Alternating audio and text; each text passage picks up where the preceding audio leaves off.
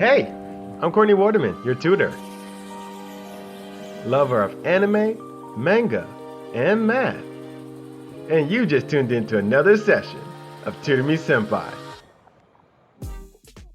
Welcome back, everyone. Today we're jumping into a 7th grade topic, additive and multiplicative inverses. Now, if you're new to my channel, I'll be putting timecodes in for this video in the description box below, so use that to skip ahead to whatever part of the video you think is most interesting. If you have any question about what you see here today, remember you can always put them in the comment box below.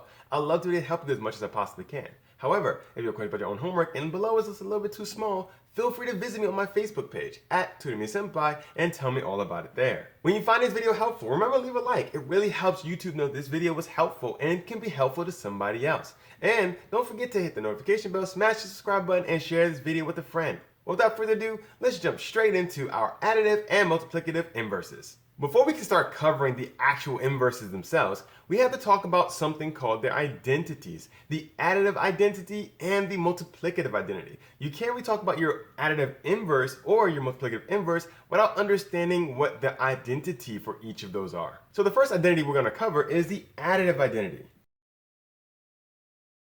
So the additive identity is going to be some number that doesn't change the value of any number it's added to. So let's say you have 5 here.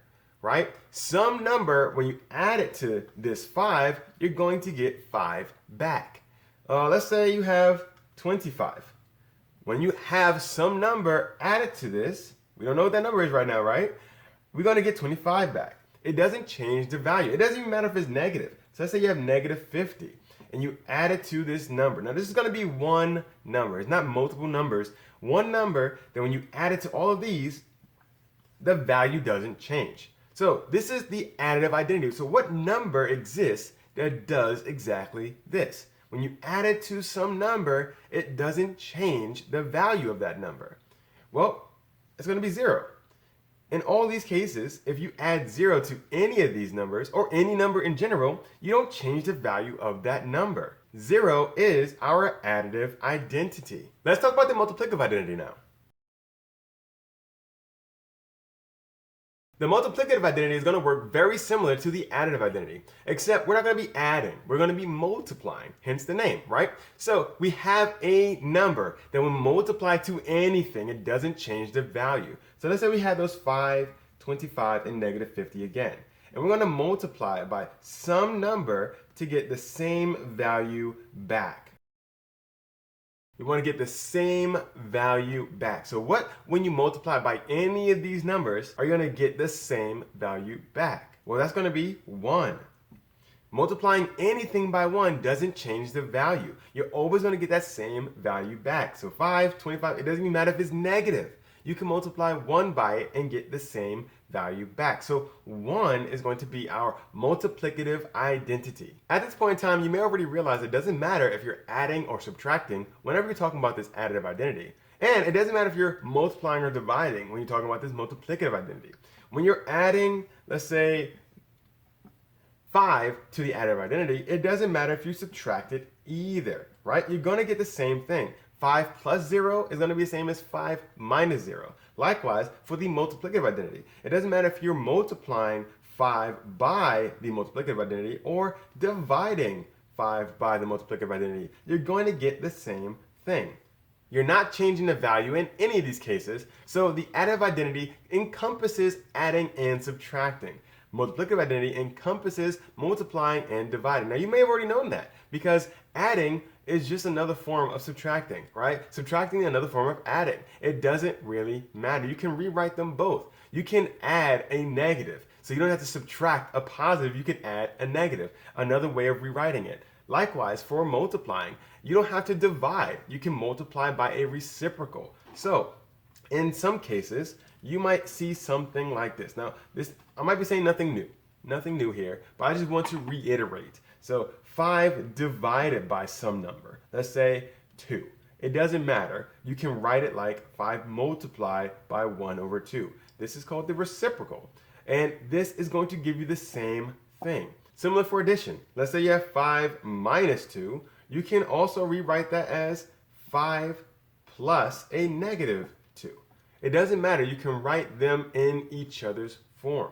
Whether you have adding or subtracting or multiplying or division, it's the same thing. So when you look at the additive identity, although it says additive in the name, subtraction is covered. When you look at multiplicative identity, although it has multiplication in the name, division is covered. Now that we've talked about the additive identity, let's move on to the additive inverse. Now it's very important that you understand the additive identity first because that's going to be key when talking about the additive inverse. So what is the additive inverse? Well, that's going to be some number that when you add it to, let's say 5, our favorite number for today, when you add it to this 5, we're going to get our additive inverse. Now what was the additive inverse again? 0. 0 is our additive inverse. So we want to add some number. In this case, this number is going to change because this number changed. So whatever this number is going to be dependent on this because we had to get back to our additive inverse. So what number, when you add it to 5, is going to get you back to 0? Well, it's going to be a negative 5. Remember, we said you can write your subtraction in addition form, so we're still covered under this additive identity. Same thing for 25. When you add 25 to some number, you can get the additive identity back. What is that number? In this case, it's going to be a negative 25, right? And for the negative 50 option that we talked about, we add it to some number and we get the additive identity back. What number is that? Well, it's going to be 50, a positive 50 in this case, right? So it doesn't matter if you're starting from a positive or a negative, you can add it to some number and get back to our additive identity. The goal of this additive inverse is to get back to 0. We want to get back to the additive identity. So this number is going to change depending on what number you're adding to it, but the goal is the same. Get back to 0. Now you see the pattern though, right? When you have 5, what did you do in order to get back to 0? Well, it seems like you're just adding a negative 5. When you have 25, what did you do to get back to 0? You're adding a negative 25. When you have negative 50, what did you do to get back to 0? You add a positive 50. So it looks like all we're doing is taking the number and we're going to add its opposite. Let's look at a number line example to make sure that we understand what's happening here. So the number line example has us starting at our additive identity. Let's say we have our 5 here. Our favorite number for today is going to be 5, right? So let's say we have our 5 here. What did you have to do when you start at the additive identity to get 5? Well, you have to go up 1, up 2, up 3, up 4, up 5, right? We have to go up or add 5 to 0, and we get to our 5. The additive inverse wants us to go back. We want to go back to the additive identity. So we're starting here now. So how are we going to go back to 0? Well, we're going to subtract 5, right? So 1, 2, 3, 4, 5. And now we're back at 0. So you see, that's why we're pretty much negating whatever we did to begin with to go back to our additive identity. The same thing works if you're working on the other side. If you start negative, to get back to 0, we have to go positive. So let's look at a few examples to make sure we really understand how to find our additive inverse. Our first one is negative 32. We want to get back to our additive identity, which we know to be 0. What do you have to do in order to get back from negative 32 to 0? Well, we want to go positive, right? So we started off going negative. We started at 0 and we went negative to get to negative 32. Now we want to go back. So we have to add or go forward 32. We're kind of flipping our opposite here, right? How about the 78? We move from 0 to a positive 78, but we want to go back to 0. So if we went positive to begin with to get to 78, we want to go back. How do we go back? Well, we're going to go negative 78, right? How about this? This is a slightly bigger number, right? 10,725,816. Now, we went positive all of this. In order to go back, we have to go negative all this. So that's not enough space. So I'm just going to rewrite this down here. So a negative 10,725,816. When we put it here, we get back to our additive identity of 0. Rather simple. As long as you know where you're starting, you can go back. Now the multiplicative inverse works in a very similar way, except you're not adding any numbers or subtracting them. You're going to be multiplying or dividing them. So let's say you're starting with 5 again. And we want to get back to what we know to be the multiplicative identity. which is 1. Remember, our multiplicative identity is going to be 1, like our additive identity was 0. Don't get the two mixed up. They're very different. So we want to get back to 1. So we're going to multiply by some number to get us back to 1. So we're starting at 1. So yes, we're not adding and subtracting, so we don't have the same number line. But let's say you start at 1. What did you do when you start at 1 in order to get to 5? Well, we multiply by 5. So let's say you want to go back. How do you go from 5 back to 1? Well, we want to divide by 5, right? If going from 1 to 5, when we multiply by 5, going back, we want to divide by 5. Well, we have a multiplication sign here. So how do we write this in multiplication form? We want to multiply by the reciprocal of 5. So you can write this either way. It doesn't really matter. You can say 5 divided by 5 gives us a 1. Or you can say 5 times our 1/5, the reciprocal of 5, gives us 1. It doesn't matter. It says the same exact thing. The goal is to get back to our multiplicative identity. Let's say we had the same 25 and that same -50. We want to multiply by some number to get back to 1 in both cases.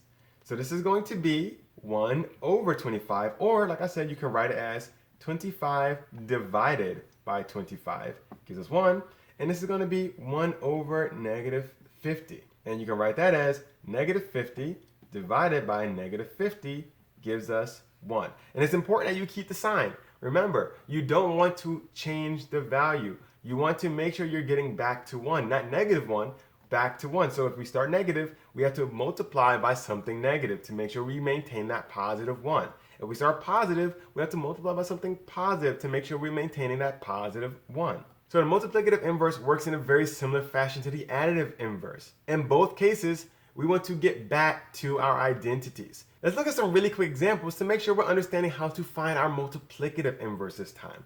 So let's say we start at 1 over 37. So we said we didn't have our whole number. You don't have to have a whole number for these, and you can still get the same thing. I didn't show you that for the additive identity, but it works the same way. It doesn't matter if you have a whole number or a decimal or a fraction, it's all going to work. So 1 over 37, we want to start there and go back to our multiplicative identity. What do we have to multiply by in order to get back to 1 when we have 1 over 37?